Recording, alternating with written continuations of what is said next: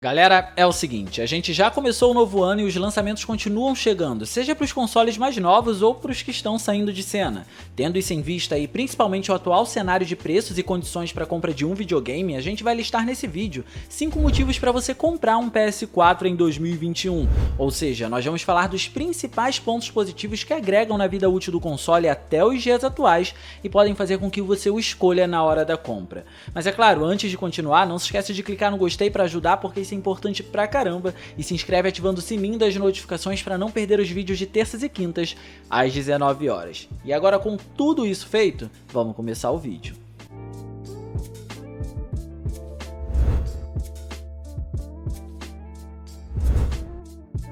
O fato é que o PS4 já tá no fim da geração e isso pode parecer um pouco triste, mas no fim das contas é uma faca de dois gumes. É triste porque eventualmente os jogos vão parar de serem produzidos para ele, mas o lado positivo é que desde o seu lançamento lá no ano de 2013, ele vem recebendo diversos títulos. Então se você não teve acesso livre ao PS4 desde então, jogo é uma coisa que não vai faltar sem sombra de dúvidas, porque a biblioteca do console é realmente bem extensa e variada, com títulos para todos os gostos. E aí entram dois pontos interessantes sobre essa biblioteca que a gente precisa comentar. O primeiro é que, desde os primeiros lançamentos, os gráficos dos games e seus aspectos técnicos já eram incríveis. Eu não preciso pensar muito para poder citar, por exemplo, Metal Gear Solid 5 como um jogo visualmente fantástico para o console da Sony, e foi lançado há 6 anos atrás. Indo mais além, a gente consegue listar The Witcher 3, que seguiu pelo mesmo caminho e é um game aclamadíssimo até os tempos recentes. Citei de cara esses dois porque são jogos que têm uma boa durabilidade e são imersivos. São jogos de mundo aberto e tem bastante coisa para poder ser feita. The Witcher 3, por exemplo, requer que você deixe a sua vida social um pouco de lado só para poder jogar ele, porque são muitas histórias paralelas que têm muito peso e acabam sendo interessantes de serem feitas, e isso acaba demandando tempo e prende quem está jogando. E esse foi só um dos exemplos, mas é fácil explorar mais essa biblioteca e citar os games da franquia Assassin's Creed, que se foca no mundo aberto, sendo atualmente com o mesmo foco de The Witcher, ou seja, no RPG com muitas coisas a serem feitas. Há também a trilogia Reboot de Tomb Raider, que consegue trazer visuais estonteantes para o PS4, e aí até vale mencionar que o primeiro game dessa trilogia rebootada é uma versão aprimorada do que foi lançado na geração passada, e a diferença é gritante.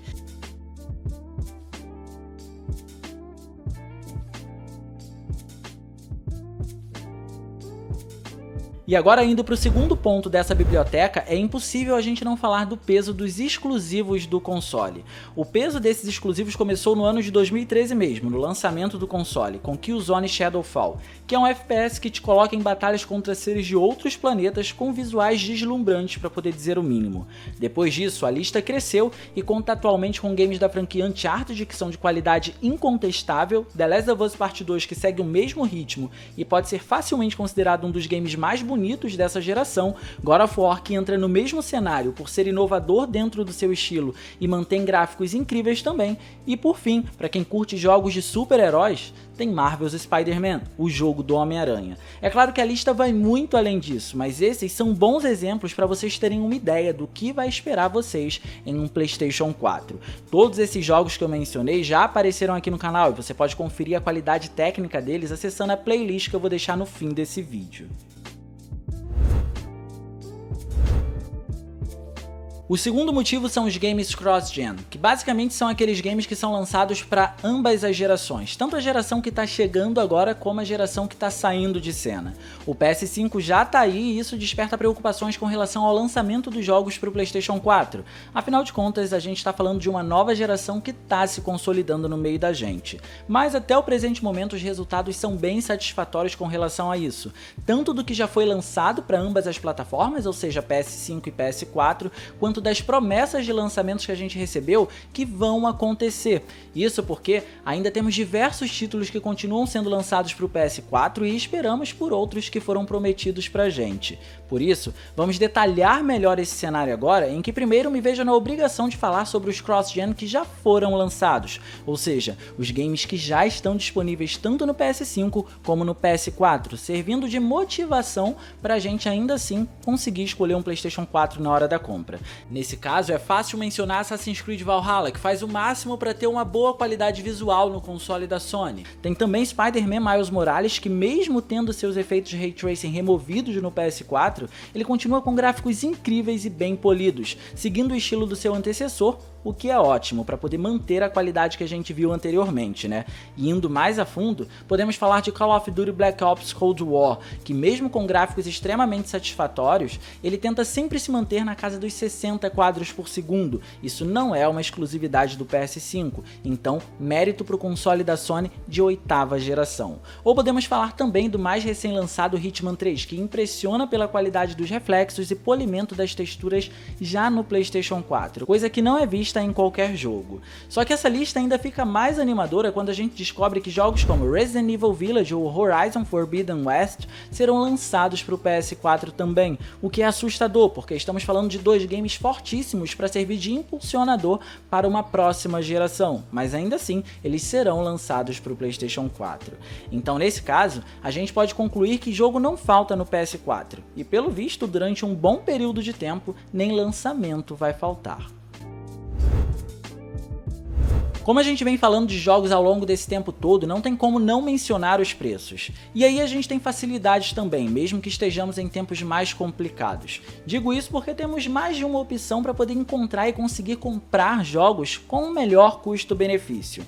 A primeira, que é uma tendência natural dos jogos mais antigos, aparecerem em lojas com valores mais acessíveis. Isso é natural. Recentemente eu comprei The Evil Within novo por R$ 39,90, só para vocês terem uma ideia. A segunda opção é sobre o mercado de jogos usados, que acaba oferecendo melhores preços também e é mais uma oportunidade. E normalmente essas lojas que funcionam como um mercado de jogos usados conservam bem os jogos. Já cansei de comprar diversos jogos de segunda mão e nunca tive problema. Os jogos sempre vieram bem conservados. Mas a terceira e última opção é a mais interessante de longe, e são os jogos digitais. Com o sistema da PSN, a gente pode comprar os jogos sem o menor problema e deixar eles armazenados no HD do console. O interessante aqui é que existem diversos períodos promocionais, principalmente em épocas festivas, e também descontos adicionais se você for assinante da PS Plus, que é como se fosse um serviço premium da PSN. E caso você seja, você ainda recebe 2 jogos grátis por mês, além de poder jogar partidas online. Então ter a PS Plus acaba sendo um facilitador caso você esteja optando por essa terceira opção, de comprar jogos digitais. Os jogos digitais por si só tendem a ser mais baratos e oferecem mais opções, mas com a PS Plus você consegue impulsionar ainda mais essa questão promocional e de custo-benefício. O quarto motivo está bem associado a um fato triste. Os consoles estão muito caros. Por isso é interessante escolher bem e pensar bem antes de comprar. Atualmente existem alguns bundles que trazem o console com algumas regalias e talvez acabe compensando no fator custo-benefício. Para quem não está familiarizado, isso basicamente funciona como um kit que vem o console acompanhado de mais alguns outros produtos, que na grande maioria das vezes acaba compensando muito mais do que você comprar o console separado desses produtos que vem acompanhando ele nesse bundle. Digamos que se você fizer isso separadamente, talvez saia mais caro. Por exemplo, um bundle muito interessante é o que vem além do console, os games Horizon Zero Dawn em sua versão completa com todas as DLCs, Ratchet & Clank e Marvel's Spider-Man, que também vem com suas DLCs. E o mais bacana é que todos eles vêm em mídia física e não em código para você poder resgatar, o que acaba agregando ainda mais valor, principalmente para a galera que gosta de colecionar ou é mais saudosista.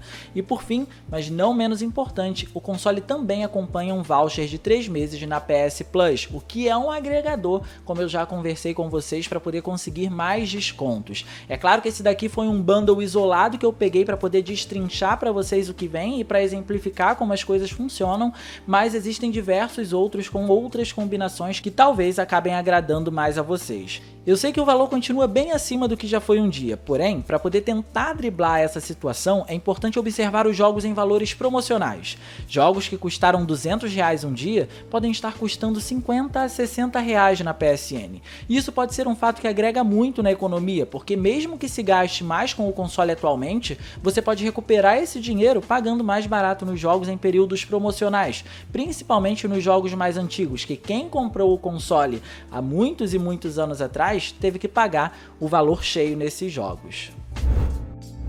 O quinto e último motivo é a facilidade de armazenamento, que também está associada ao custo-benefício. Se você está comprando muitos jogos e o armazenamento de 1 TB não está dando mais conta, você pode comprar um HD externo com conexão USB 3.0 e usar para armazenar os seus jogos, que provavelmente vai sair muito mais barato do que você comprar um outro HD interno para o seu console e pedir para alguém fazer a instalação para você.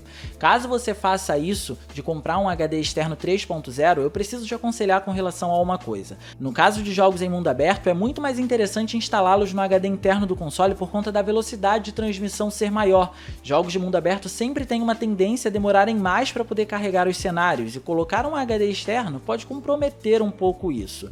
Separa o HD externo apenas para os games mais lineares e que não dependem muito de um sistema de armazenamento. Isso com certeza vai facilitar a sua experiência. Eu vou contar uma experiência própria. Eu tive um problema parecido com Assassin's Creed Odyssey. O jogo tem um mapa absurdamente extenso, quem já jogou sabe disso, e o loading dele por si só já era muito demorado, o que é compreensível por conta do tamanho do mapa, e na época a gente não tinha o SSD que vem sendo instalado agora nesses novos consoles. Quando eu coloquei ele no HD externo, esse tempo de espera aumentou ainda mais, e vamos combinar que isso atrapalha um pouco quando você faz uma fast travel também, por exemplo, que é um elemento importante em jogos com um mundo tão extenso assim.